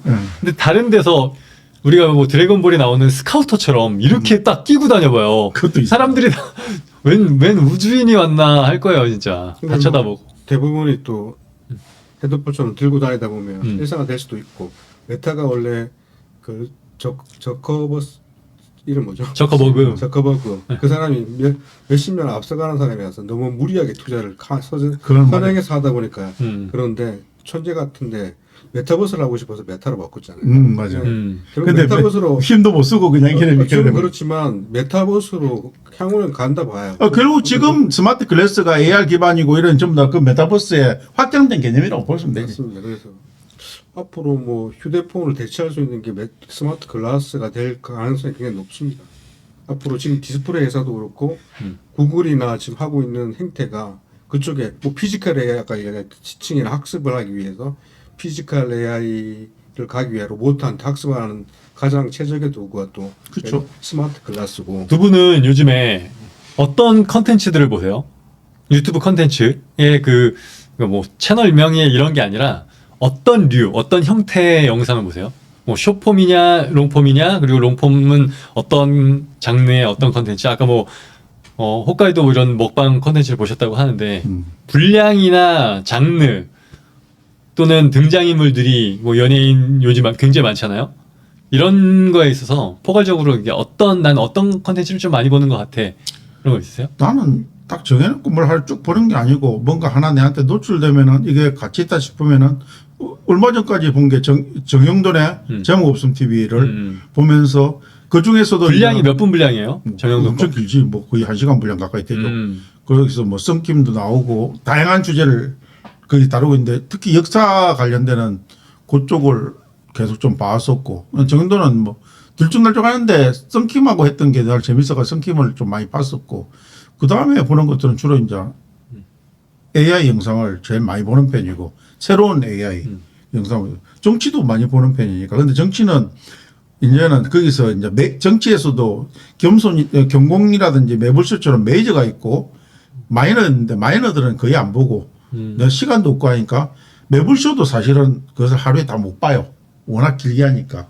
제일 아침에 그냥 습관적으로 틀는 거는 경공을 틀어놓고 그냥 출근하면서 거기는 안 끝나도 끝내버리고 매불쇼를 보다가 그것도 초반에 좀 보다가 좀 많은데 옛날에는 쭉 한참 이슈가 될 때는 정치도 많이 봤는데 요새는 그 비율도 좀 줄어드는 것 같아요. 그래서 어쨌든 전체적으로 그렇게 보면서 마누라하고 거실에 같이 앉아 있을 때는 쇼폼을 좀 많이 보는 편이고 있는 대로 그는 보는 편인데 그 쇼폼을 보는 용도는 주로 AI가 만들어준 쇼폼을 좀 많이 봐요. 트렌드를 좀 알기 위해서 완성도가 어느 정도까지 나는 이렇게 만들 수 있을까 이런 관점들 내가 만들면서 재미가 있느냐. 슬로프 많겠네. 예. 그래서 뭐 요새 뭐 그 강아지 나오는 거부터 해가지고 애기 나오는 거 이런 것들 보고 또 약간 19금 이렇게 만드는 것들도 거기서 이제 웃음이라는 해가지고 해가 나오는 걸 보는데 강아지라든지 아이는 그랜드로 완성도가 뭐 한 95% 이상은 된다고 보고요. 상당히 많이 완성도가 높은데 특히 성인용으로 뭐 만들어놨을 때는 아직도 AI 그 이미지라는 게 너무 많아가지고 좀 거북해요. 근데 어쨌든 콘텐츠 내용을 녹여냈을 때 내가라면 이런 안에 있는 콘텍스트를 이렇게 만들 수 있을까? 이런 관점에서 좀 많이 보는데 그런 걸 나는 딸깍에 자동으로 프롬프트를 써가지고 만들고 그다음에 영상으로 만드는 건 그다음 문제니까 그래서 그런 관점에서 보는데 그래도 나름대로 고민을 많이 해가지고 만드는데 이 사람은 과연 돈을 벌고 있을까? 어떤 사람은 몇만 구독자 가진 사람도 있고 어떤 사람은 몇천 구독자 가지는데 이런 사람들은 구독자를 떠나서 돈을 벌 수 있을까? 이런 것들을 생각해서 좀 보고 있습니다. 저는 그 쇼폼은 대부분 정치 같은 경우는 좀 지겹더라고요. 쇼폼으로 보면 간단하게 쇼폼으로 보면 되게 좀 현재 그 상황들이 좀 읽을 수 있어서 정치는 대부분 쇼폼으로 보고 요즘은 제가 사업을 이제 그 초등학생들 바이브 코딩이나 AI 윤리에 대해서 포커스를 가져서 지금 공모를 준비 중이라서 그쪽으로 좀 초등학생들한테 어떻게 지금 AI를 가르치고 윤리를 어떻게 하고 바이브 코딩을 어떻게 가르치는 건지 그런 게 관심 많아서 그런 컨텐츠를 좀 찾아보고 있습니다. 현재는 바이브 그냥 내가 개인적인 관심사이기도 해서 초등학교용 바이브 코딩은 뭐 툴은 어떤 툴을 주로 이렇게 쓰게 되는데요? 툴 여러 가지가 있는데요. 그 뭐 현재는 캔바를 써서 그냥 AI 캔바가 워낙 그 바이브 코딩을 잘 하거든요. 그래서 뭐 그 캔바를 이용한 AI 바이브 코딩을 많이 시키고 근데 지금 바이브 코딩 그 AI 스튜디오 구글의 그 스튜디오에서 바이브 코딩이 그냥 파워풀하게 빌드해서 잘 하는데 그걸 이제 초등학생들한테 구글 성인 인증을 하고 이렇게 가리키는 게 조금 벽이 있는 것 같아요. 구글 아이디 인증이 어려워요? 그러니까 성인이 아니잖아요, 애들이. 그래서 바로 그걸 핸들링해서 만약에 그게 프롬프트를 다르게 입력한다든지 이래서 좀 위험하기 때문에 로그인을 해야 되는데 그러면 초등학생들은 로그인을 뭐 어떻게 해야 그래서 되나? 이제 뭐 그런 부분들을 그냥 내가 바이브 코딩을 해서 앱을 하나 만들어 가지고 이런 부분들을 못 들어가게 그 제한사항을 좀 넣고 하는 방법도 있고 캔바 AI에서 이렇게 그 걸러주는 방법도 있고. 근데 캔버도 구글 뭐가 있어야 되잖아. 그는 이제 패들렛으로 그 애들한테 이제 넣어서 캔바에 들어가면 되니까 큰 문제는 안 되거든요. 그래서 그런 쪽에 이제는 관심이 많고 바이브 코딩이 뭐 제가 바이브 코딩은 한 30년 했는데 바이브 코딩은 아니고 근데 코딩을 했죠. 그 C언을 통해서 이제 석사 논문도 쓰고 뭐 LG전자에서 뭐 이렇게 시스템 개발도 하고 이렇게 했었는데 여러 가지 많이 바뀌었더라고요. 파이썬이나 이런 코딩은 뭐 되게 쉽게 돼 있고, 근데 바이브 코딩 지금 지금 여러 가지 결국 앱을 만든다는 게 플랫폼을 만드는 게 이제 비즈니스의 큰 모델이 될 수 있잖아요. 그러니까 바이브 코딩이라는 그 툴을 이용해서 애들한테 꿈을 심어줄 수 있는 거니까 이 코딩의 의미부터 어떤 의미가 있을까? 그냥 코딩이라고 이야기를 하면 일반 사람들은 성인들도 인지를 잘 못하거든요. 왜 코딩이 뭐지? 왜 이걸 가리키지? 이렇게 생각해. 나는 내가 대표 경험치가 좀 다르는데 내가 일반인들 대상으로 바이브 코딩을 제일 쉽게 전도사의 역할이라고 생각했을 때 가이드하는 것은 클로드 아티팩트가 제일 좋더라고요. 네. 그러니까 클로드에서는 코딩 하라고 하면은 아티팩트 형태로 봤는데 결과치를 바로 외부 형태로 보여주니까 그래서 그걸 가지고 또 소스로 끌어낼 수도 있고 사실은 지금 구글 오픈만 하더라도 그거 끌어낼 수 있는 게 없거든요. 지금 보니까.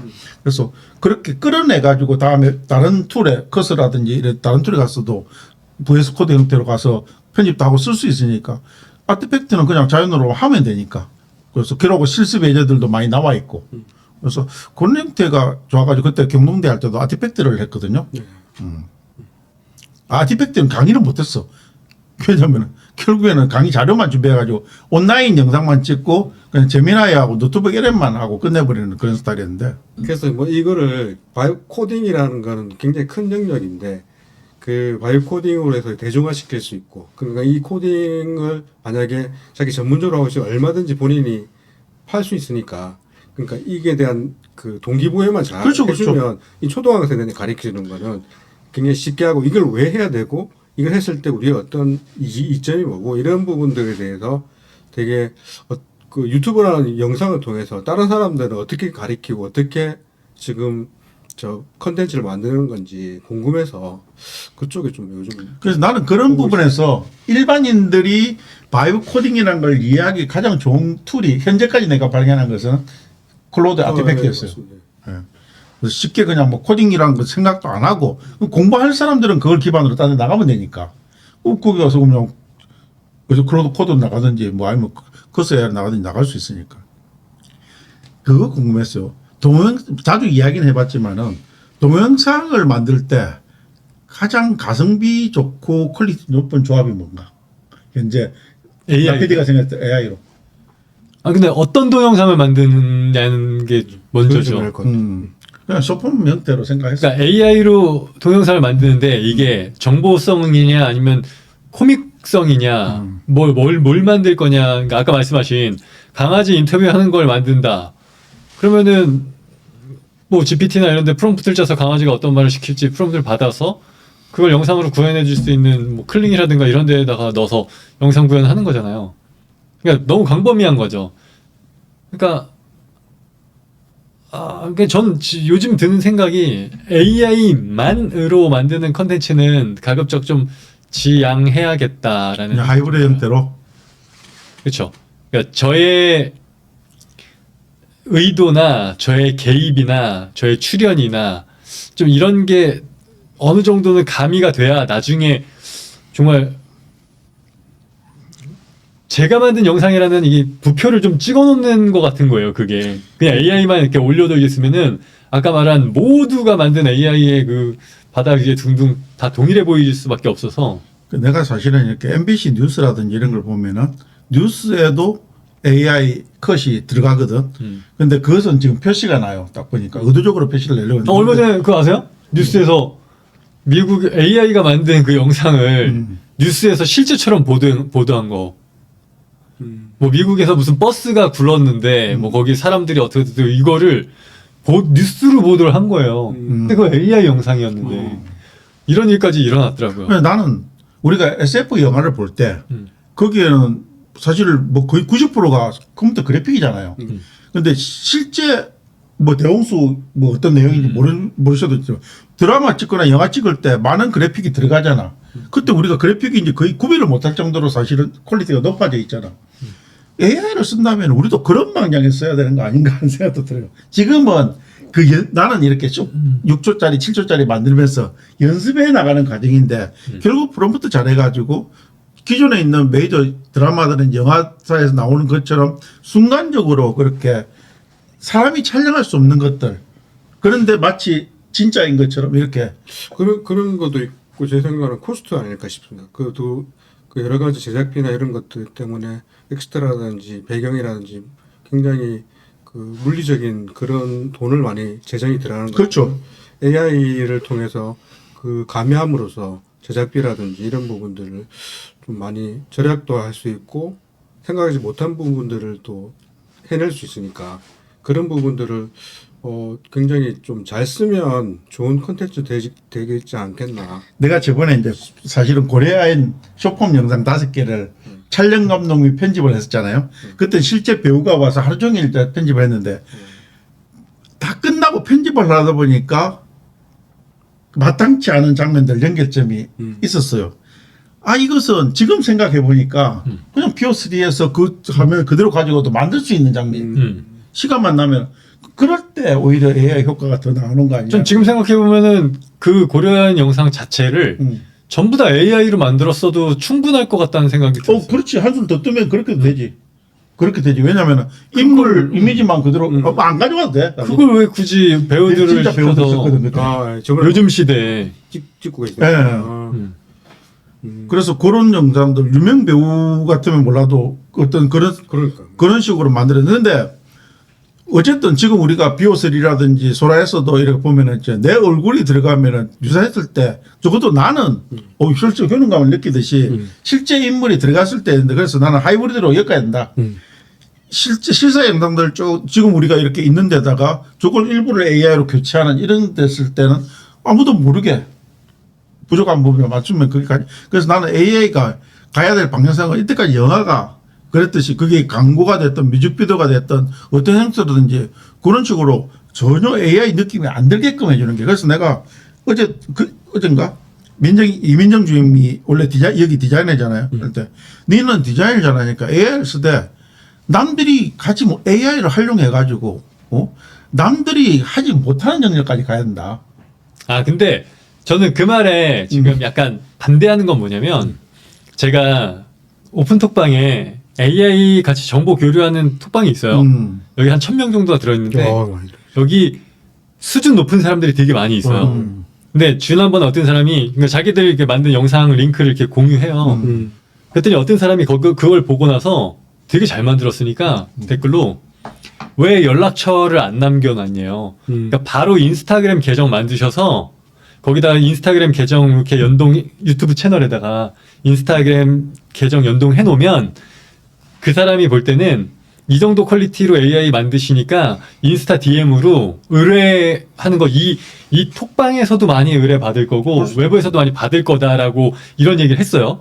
근데 그 얘기를 듣고 나서 자 지금 호모님이 이민정 주임한테 했던 그 얘기를 다시 되짚어 보면 이민정 주임이 지금 호모님 말씀은 AI를 네가 지금 공부해갖고 너는 다른 사람보다 더 뛰어난 디자이너니까 수준까지 올려라가 되는 건데 AI를 내가 안 해봤던 사람이거나 뭐 지금 그런 쪽에 그렇게 큰 뜻을 갖고 있지 않은 사람이 볼 때는 약간 부담스러운 조언이기도 하거든요. 오히려 전 이런 그 전문가의 비전문가가 거기다 DM 남겨놓으세요 딱 이 얘기 한 걸 보고선 저 무슨 생각이 들었냐면 제가 만약에 그 고려 아연에 의뢰를 받았잖아요. 그럼 전 바로 아까 그 톡방에 있는 그 전문가한테 제가 연락처 보낼 거예요. 제가 만약 고려아연에서 500을 받았다. 전체 예산이. 그럼 200에 가능하신가요? 전 이렇게 그냥 그 사람을 섭외해 버릴 거예요. 그러니까 이렇게 활용을 해서 내가 가는 게 더 맞지. 내가 시간과 공을 들여서 지금 호몽님도 AI 영상의 하이 퀄리티 전문가가 되고 싶으세요? 되고지 않으세요? 그러니까 한편으로는 되고 싶지만 한편 되고 싶은데 내가 그게 불가능한 걸 알고 있으니까 그쵸. 나는 트렌드만 보고 흐름이 어떻게 흘러가는 것만 자꾸 읽으려고 하는 거지.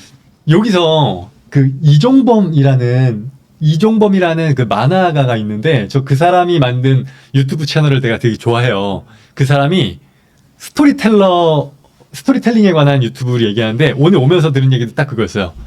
처음에 이제 만화가가 되고자 하는 사람들은 작화를 되게 잘 그리고 싶어 한대요.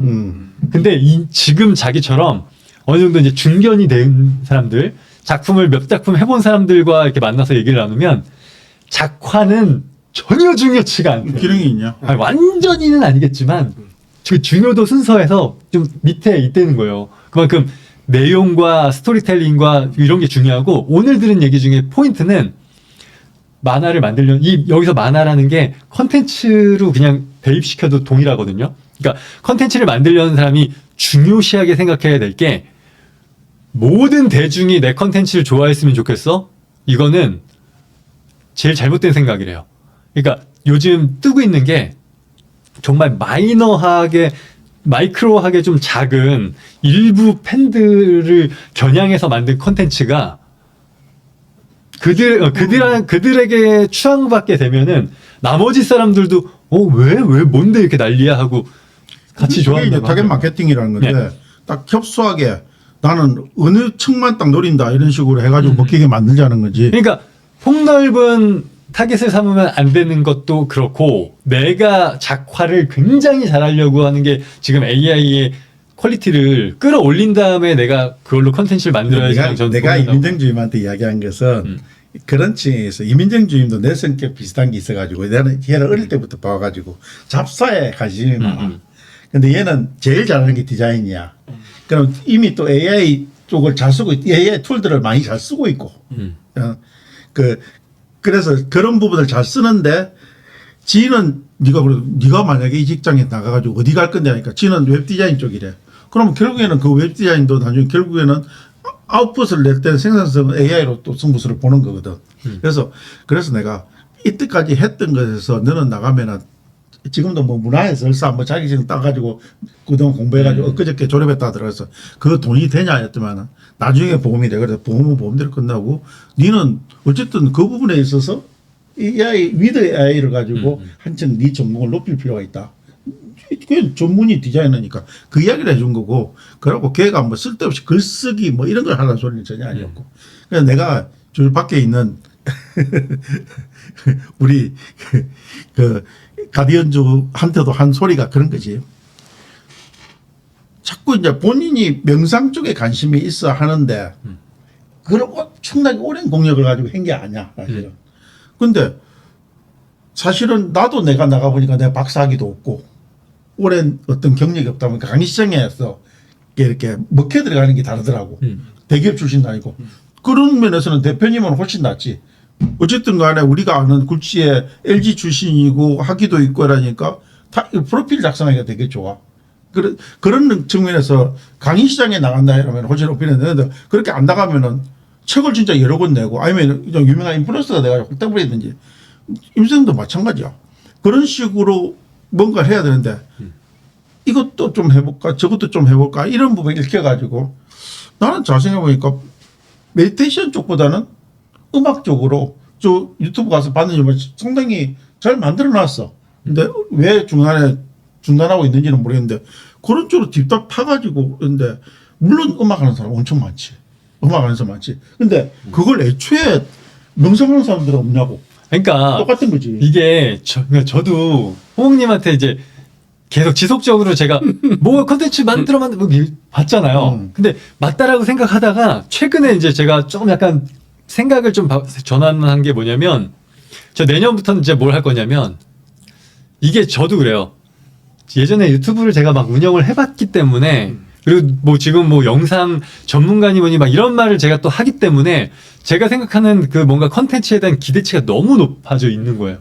그러다 보니까 아무것도 못하는 게 사실이고, 주변에는 잘 만드는 사람 너무 많고, 그래갖고 아까도 제가 호모님한테 뭐 던진 얘기이긴 하지만 그게 저에게 하는 얘기이기도 한 게, 전 내년에 굉장히 사소한 컨텐츠라도 이거를 뭐 하이 퀄리티 편집이 아니라 정말 그냥 여기다 핸드폰 하나로 그냥 찍어놓고 제가 뭐 보조 핸드폰 하나를 이렇게 보여주면서 하든, 원래 자료화면은 다 캡처를 떠갖고 넣는 게 더 보기 좋지만 그게 아니면 이렇게라도 해갖고 어떻게라도 그냥 타겟을 지금 말한 것처럼 굉장히 협소하게 잡아서 그 사람한테 필요한 영상은 되겠지라고 어떻게든 컨텐츠를 지속적으로 발행을 해야겠다. 눈높이를 굉장히 낮추고 이렇게라도 가야겠다. 솔직히 지금 나요하고 이야기도 많이 하지만 영상 만드는 게 제일 재밌긴 재밌어요. 근데 그런 것들도 내 지향하는 딸깍이야. 딸깍이 모이면은 결국에는 긴 편집을 퀵코스 통해서 하면 되니까. 그래서 근데 그 딸깍이란 게 6초, 7초짜리 만드는 게 프롬프트를 고치고 지랄 빨간 다 뜨르고 시간 매일 똑같이 하지는 못하는데 한 번씩 집중적으로 해보면은 프롬프트를 고쳐 쓰고 해도 잘 안 나오더라고요. 그래서 오늘 또 이렇게 해보니까 길다고 준 게 아니라 이런 프롬프트가 압축적으로 있는데 이걸 가지고 또 연구해봐야지. 아까 바바리 입은 거 이런 것들은. 그래서 남들 것을 벤치마킹 많이 하고 결혼감을 느끼게끔 해가지고 이게 특히 영상은 봤을 때 내가 그 강아지 영상 이제는 좀 지겹지만 처음에 봤을 때는 오 신박한데 이런 느낌이 들었듯이 나도 그런 것들을 좀 만들어 보고 싶은 생각이 취미로라도. 근데 그 취미가 결국 모이면은 어느 순간 또 좋은 결과가 있을 수도 있으니까. 근데 어쨌든 간에 나는 뭐 여러 차례 이야기하지만은 완성도가 100%라고 굳이 그 100%가 나중에 돌이켜보면은 못난 글이 될 수도 있잖아. 그래서 나는 완성도 80%라도 이 정도면 올려야 되겠다 하면 올려. 그런 것을 나는 쌓아놓는 걸 되게 좋아해요. 근데 요새 젊은 애들은 엔 잡느라 해가지고 유사한 콘텐츠를 가지고 블로그에도 올리고 인스타에도 올리고 막 유튜브 올리고 이러잖아요. 그거조차도 나한테 노가다더라고. 그렇죠. 그래서 그런 것까지는 못하고 그러고 나는 머신미진이라는 거 가지고 블로그 글도 써야 되고 거기 유튜브도 해야 되고 그것도 난 그래서 메인 잡이 흔들리면 안 된다. 그런 것들 가져가면서 유튜브 영상 내 분야에서는 내가 제일 많이 올렸지. 그래서 그 지금 이제 계속 1년이 쌓이고 10년이 되고 나면 그 분야에 딱 했을 때 나는 엑스퍼트다 했을 때 나는 그런 자부심을 느낄 정도로 한 분 너무 좀 좁히는 게 좀 좋을 것 같다는 생각이 저는 좁히는 게 좁혀서 그 얘기 계속 얘기하시는 게 나는 머시비전의 그게 주 분야고 나머지는 취미로 한다.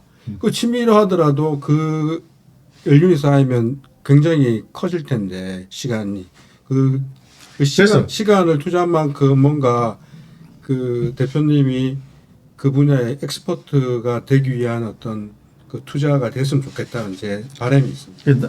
대표님이 지향하는 바는 내가 다르지만 나는 이렇게 우리 알려진 사람 중에서는 내가 지향점을 대표님하면서 이야기한다. 나는 김덕진 소장향이다.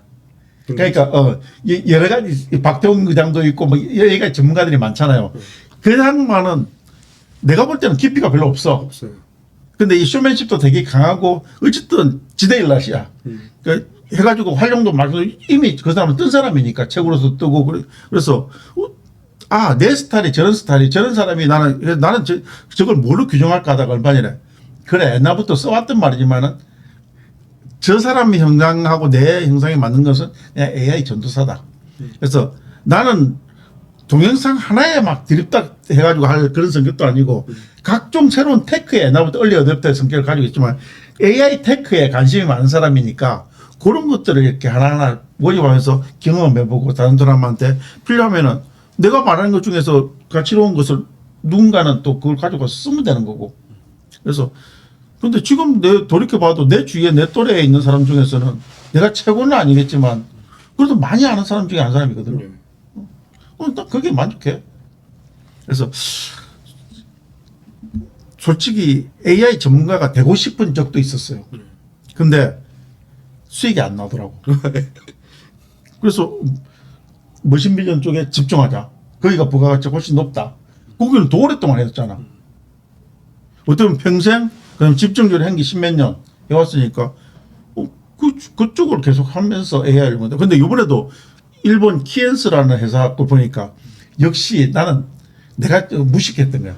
AI가 접목해가지고 잘 되지. 옛날에는 딥러닝 하면은요. 처음에는 수만 개 했다가 지금 수천 개, 수백 개까지 내려왔거든요. 지금은 수십 개만 되면은 키엔스에서 AI 역할을 해. 그런 실제 스마트 카메라가 나와 있더라고. 요번에도 김포에 제안될 거는 그 카메라고. 그러니까 내가 이게 무슨 차라리 이걸 드립다 팠으면은 훨씬 더 효율적일 건데 하는 반성을 많이 하면서 키엔스 데모를 했거든 지난주에. 좀 그런 게 있더라고요. 그래서 내 전문 분야는 기계인데 너무 잡다한 이쪽으로 내 취미생활 쪽으로 너무 많이 드라이브를 많이 걸어놨고 그래서 자꾸 이렇게 좀 뭔가 억압을 하려고 해요.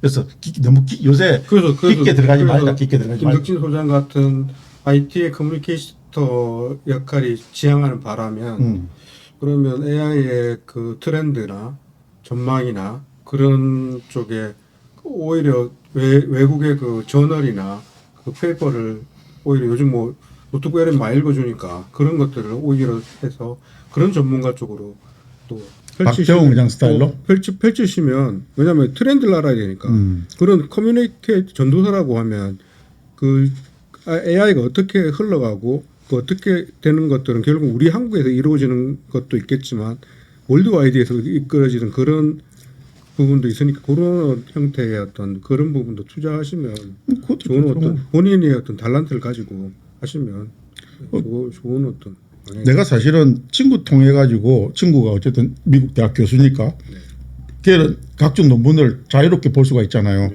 걔 통해 가지고 봤는데 솔직히 벽이 좀 있더라. 어렵더라. 이론적으로 막 다루니까요. 대표님의 AI를 논문으로 공부하고 이렇게 했으니까 내가 프롬프트도 이게 학술적으로 공부하니까 더럽게 어렵더만 이게. 그래서 일단 뭐 공부하면 재미가 있어야 되는데 재미가 있어야 되는데 딱 벽에 부딪히는. 그래서 야, 이게 그거 하지 말고 그냥 하버드 비즈니스 리뷰라든지 와이어드 이쪽곡이라든지 이런 거 좀 줘. 그냥 내가 차라리 거기 내한테는 아티클링 돼야 좋으니까 논문 이런 거 필요 없어.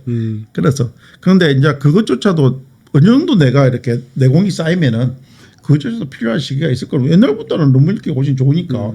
이게 어떻게 보면 예전에 자 처음에 이제 아들이랑 팽이를 돌리는 장난감, 팽이 장난감으로 유튜브를 시작했는데 그때 이 장난감의 인기 덕분인지 영상을 올리면 구독자가 되게 금방금방 막 늘었어요. 그러니까 자고 일어나면 몇십 명씩 늘고 막 이러니까 이 구독자 늘어난다라는 그 재미, 내 다음 영상들을 이 사람들이 기대하는구나. 이런 것 때문에 사진관, 지금 호목님도 지금 투잡이시지만 저도 그때 사진관 일을 하면서 사진관 끝나고 집에 와서 거의 막 밥 먹고 한 뭐 9시부터 새벽 3시까지 편집을 하는 거예요. 이렇게 3일 동안을, 그러니까 하루는 찍고 한 이틀을 밤에 이렇게 늦게까지 편집을 해야 한 편이 올라가요. 그때는 진심으로 그렇게 한 3일에 한 편씩을 올린 거죠. 그때는 1년에 한 100편 넘게 올라간 거예요. 그런 동안 구독자는 한 8,000명까지 증가를 했는데, 그러니까 그때 저를 이렇게 움직이게 해주는 동력이 제가 올린 영상에 반응하는 사람들이었던 거죠. 그리고 그 이후에 사연 채널 할 때는 더 반응이 뜨거워서 그때는 막 몇만 명씩 구독자가 늘고 조회수도 막 몇십만 조회수도 막 이렇게 나오고 그러니까 여기다 덩달아서 수익적인 것도 그만큼 보상으로 따라주니까 더 움직이게 됐는데 호목님이 지금 뭐가 먼저냐의 문제일 수도 있지만 결국엔 그러니까 본업이 중요한데 내가 거기에 쏟는 게 중요하지 않다. 물론 맞아요. 맞는데 예를 들어서 호목님이 지금 대표님 말씀해 주신 것처럼 조금 더 10개 할 거를 좀 뭐 3개나 2개로 줄여갖고 공들인 거 하나를 올렸는데 오라 이거의 반응이 생각보다 괜찮네? 내가 의도했던 타겟들이 이걸 봤고 그들이 뭔가 구독이나 뭐 이런 걸 남겼고 이게 막 확이 아니라 우리가 말하는 확이 아니라 몇 명의 그런 반응이 싹 오면은 나에게 다음 영상을 만들 충분한 동기부여가 되더라고요.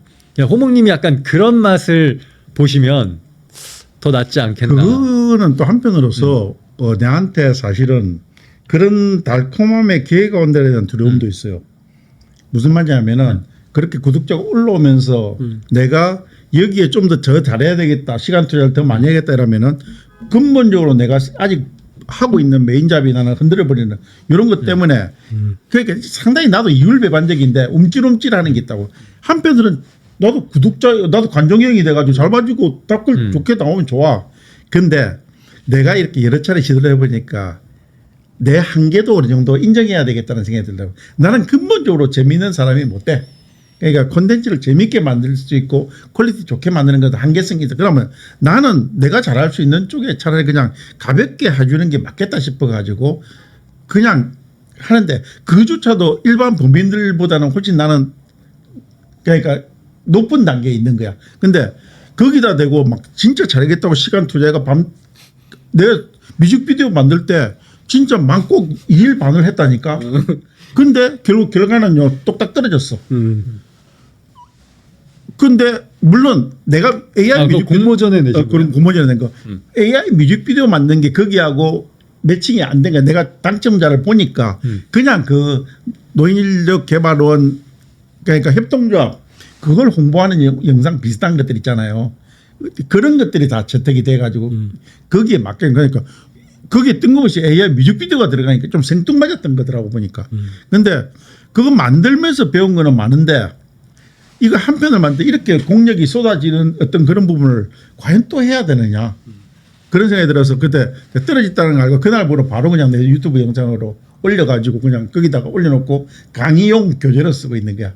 시니어들한테 너희들 결국에는 노래 만들고 영상 편집하고 이런 것들이 결과치는 나는 뮤직비디오가 제일 좋다. 이걸 가지고 한번 만들어 보면 효능감도 좋고 남한테 할 수 있고 뮤직비디오 쪽으로 한번 만들어 봐라. 그냥 단순히 홍보 영상 만드는 것보다 재미가 있을 거다. 이런 식으로 유도를 하고 있는데 몰라. 예를 들면 수노를 향해서 작곡을 여러 번 하셨다고 하시잖아요. 네네네. 그러면 음악의 스케일이나 어떤 마이너에 대한 스케일, 마이저에 대한 스케일에 대한 그 기본적인 그런 어떤 지식 없이 뭔가 이렇게 그냥 계속 트라이얼 앤 에러로 이렇게 뭔가 계속 이렇게 움직인다고 하면 시행착오를 한다면 시간이 굉장히 어마무시하게 들고 나의 프로페셔널 그 음악적인 뎁스는 적은 상태에서 괜히 호손질만 하는 거야 이게. 어떤 확률적인 게임으로 그럼 거의 늘질 않거든요.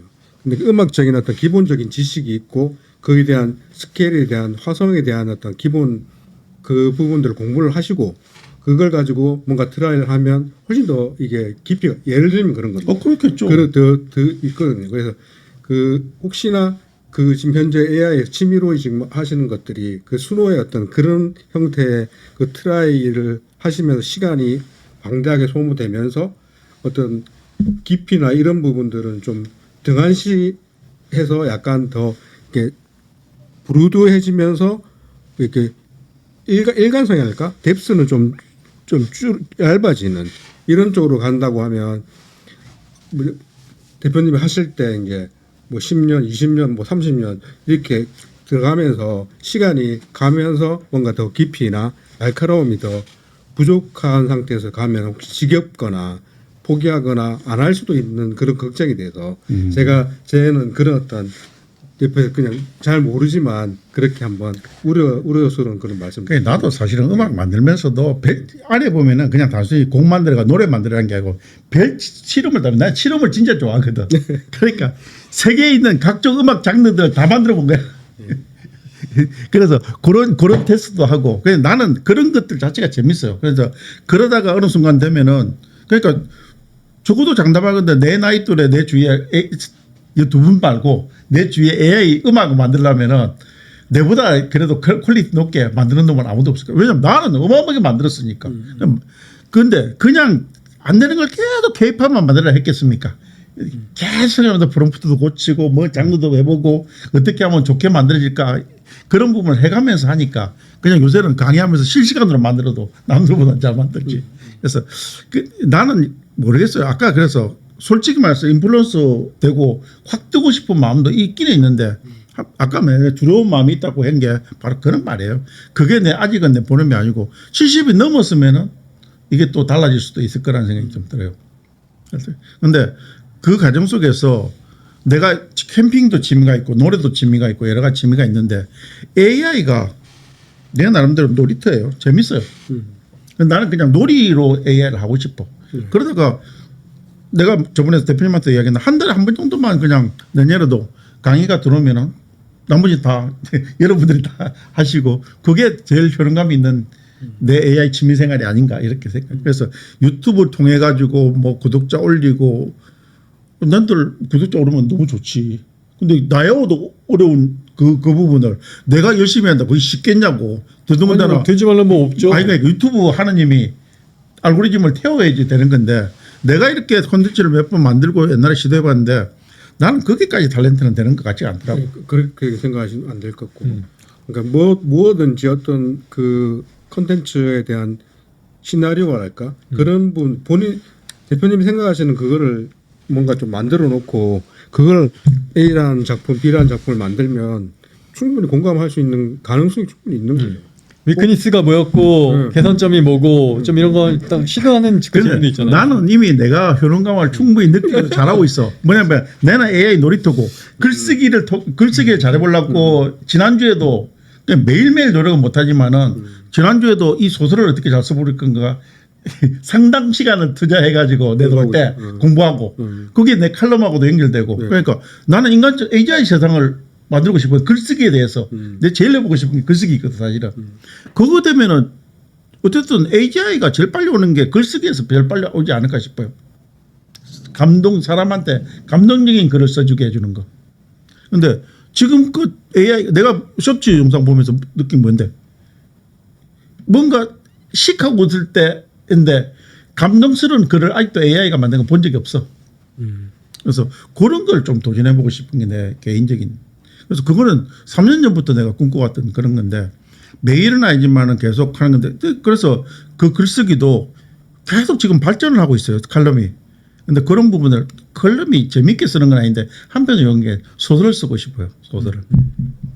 근데 아직도 옛날에 비해서 챗GPT 처음에 쓸 때보다 엄청나게 그 내가 아까 말했잖아. 글쓰기는 망설이지 말고 클로드가 쓰라고. 이 클로드가 글 잘 쓴다는 건 그냥 단순히 한 번 가지고 경험했겠습니까? 적어도 짧게 수십 번의 어떤 경력을 가지고 클로드가 제일 잘 쓰는 건 내가 검증적으로 아니까 또 클로드가 써요.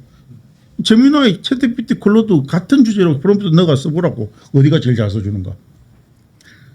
그래서 그런 부분에서 나는 근데 AI가 할 길이 많잖아요. 바이오 코딩도 있고 에이전트도 있고 뭐 그림 그리기도 있고 5만 개 많은데 그걸 어떻게 다 킬게.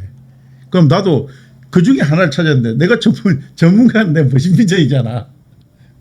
그래서 머신비전에 들어가는 AI는 따로 하고 취미생활로는 그냥 얇게 넓게 가자. 근데 얇게 넓게 가는 중에서도 꾸준히 하는 것은 글쓰기니까 영상 만들기도 해보고 싶고 뭐 이렇게 하고 있지만 그거는 그냥 딸깍이 AI로 하고 그냥 글쓰기만 강가다 하면서 이렇게 해보고 싶은 거지.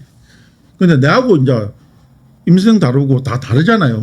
각자가 뭔가 전문가가 돼야 되는데 어떻게 보면 해서 사업을 잘해야 되니까 그게 메인이겠지. AI가 전문 아니잖아요. 맞습니다. 그걸 하면서 AI를 활용하는 거죠. 맞습니다. 나는 내가 왜 보험사원이 재무 컨설팅, 재무 교육 해주고 보험 영업 하듯이 나는 그런 개념을 생각해. 그냥 내 주위에 내 만나는 굴뚝산업 사람들은 전부 다 AI 잘하는 용어야. 책도 냈잖아. 그 경외감이 있는 거지 그 사람들한테는. 난 그거로서도 내 공부하는 의미는 충분히 다 이루고 있다고 봐. 굳이 내가 인플루언서 아니더라도. 너무 만족도의 기준을 너무 밑에다가 그냥 찝어버리신 거 아니에요? 아이씨 지금도 내가 잘한다. 뭘 그래 그러니까. 제가 볼 때는 그런 건데요. 시니어 인플루언서의 모습이 아닌데. 난 인플루언서는 아니야 그거는. 아니 시니어 인플루언서 책을 쓰신 분이 그건 한때 여기다 이렇게 찝을 이 브랜드 행동하는 거지. 인플루언서 못 되겠더라고. 아니 그러니까 저는 호모님이 왜 지금 오늘 이런 발언에 이런 굉장히 위크니스한 발언을 하시느냐면 제가 생각한 나의 경쟁 상대들을 시니어로 놓고 보면 나는 굉장히 앞서 있는 분인데 왜 호모님이 지금 발언하면서 왜 이렇게 자신을 이렇게 낮추고 뭔가 자신 없어하는 모습을 보이지? 자신을 낮춘다기보다 나는 방향성을 찾아간다고 이렇게 해석하고 싶어. 나는 내 분명한 내 방향성이 있다고. 그걸 여러분한테 설득시킨 게 좀 약하는데 뭐 나는 적어도 지금 3, 4개월 전부터 내 방향성을 가지고 그렇게 하고 있거든. 그러니까 나는 이렇게 지금 하는 것도 오히려 실현 시간에 AI만 두드리고 와이프 옆에서도 맨날 이렇게 소라가지고 만들고 그런 게 좀 미안해. 쉴 때는 쉬고 해야 되는데 밤에 또 내 취미생활이 근질근질하니까 그걸 하는 거야.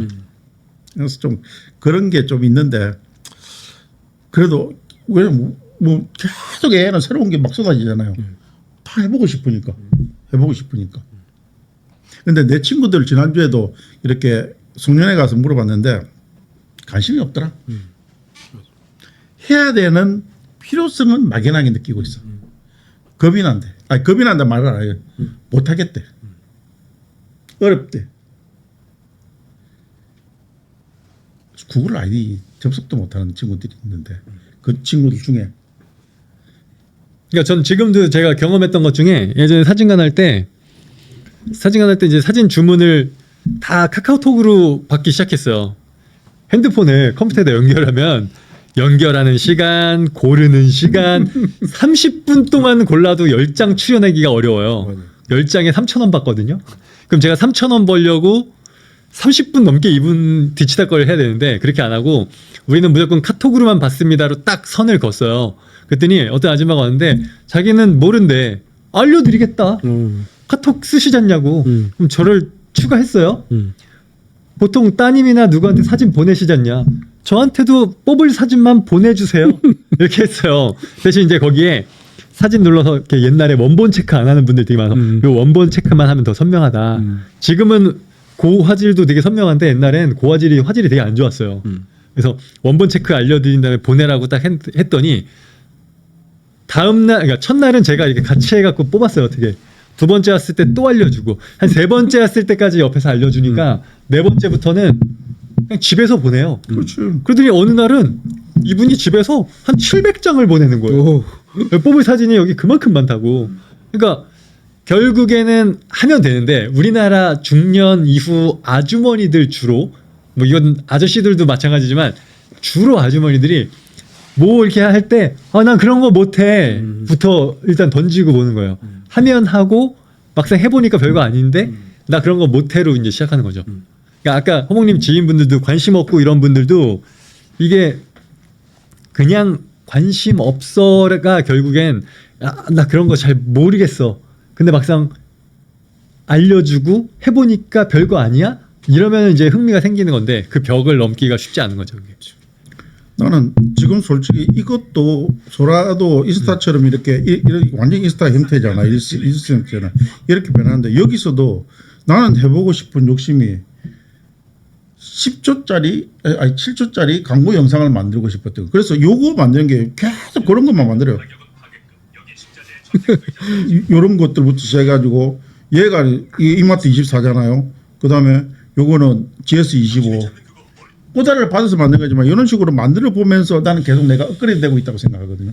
뭔가 진짜 딸깍이지만 그럴듯하게 홀전 이거 하는 건 내가 편집이 가능한 수준까지만 딱 만들면 거는 완성도가 높은 거거든. 근데 아직도 만들어 보면은 못 미치는 게 많아요. 그래서 이거 내 분야 갖고도 만들어 보고 있고 호연지제 이제 그런 것들을 만들어 보고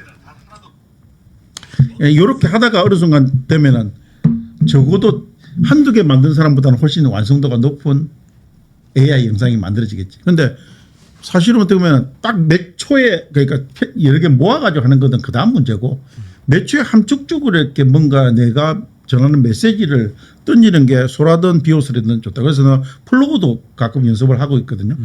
그래서 뭐 그런 것들이 요즘 와서는 노트북 LM 다음으로 제일 신경 쓰. 나 근데 그렇게 따지고 보면 뭐 건드린 부분이 한두 개가 아니네.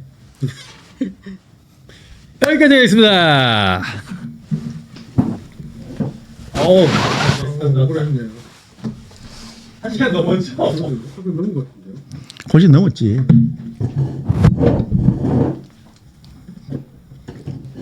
시간 36분.